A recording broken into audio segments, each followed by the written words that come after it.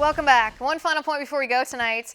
What the mainstream media was afraid to tell you about the news this week.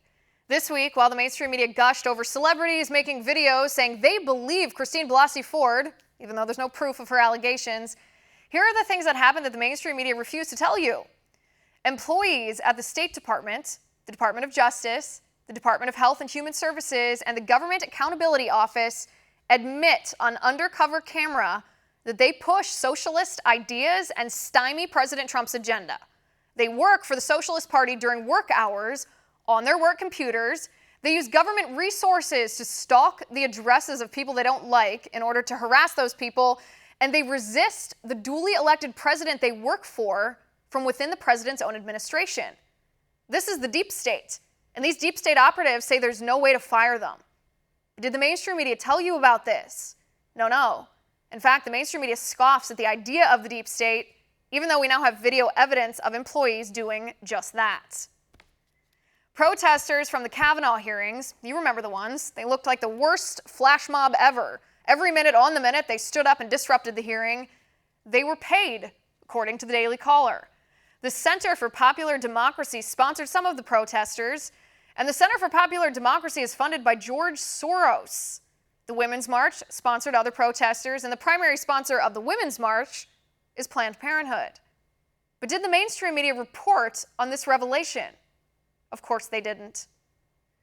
Leaked emails from inside NPR say don't call Kermit Gosnell an abortion doctor in the coming weeks as the movie Gosnell is set to be released.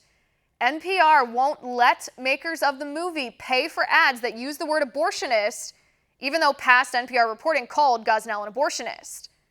But did you see this story on the mainstream media? Did you see headlines about this so-called news organization twisting the words to fit the leftist narrative on abortion? Oh no, you didn't. The mainstream media wouldn't dream of telling you the truth. The woman accusing Democratic Congressman Keith Ellison of abuse, the woman's name is Karen Monahan, says Democrats are ignoring and isolating her. She says the Democrats do not believe her allegations of abuse at the hands of the Democratic rising star. But did the mainstream media report on this?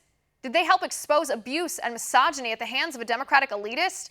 Did they even investigate to see if these allegations are true or if they're not true? No, they refuse to tell you about this at all. A concealed carry permit holder in Chicago saved a cop's life when the cop engaged in a shootout with a suspect who opened fire on him after the cop pulled the suspect over. The suspect fired at the officer, hit the officer, and then a concealed carry permit holder stopped his car and opened fire on the suspect. But did you hear this story of incredible heroism from the mainstream media? Did the mainstream media point out what might have happened if the private citizen hadn't been allowed to carry that legally owned firearm? I'll leave you to answer that.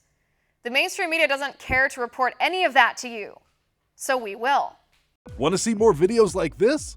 Click on the link below and subscribe to One America News on YouTube, and call your cable provider and kindly demand that One America News is added to your lineup. Call and subscribe today.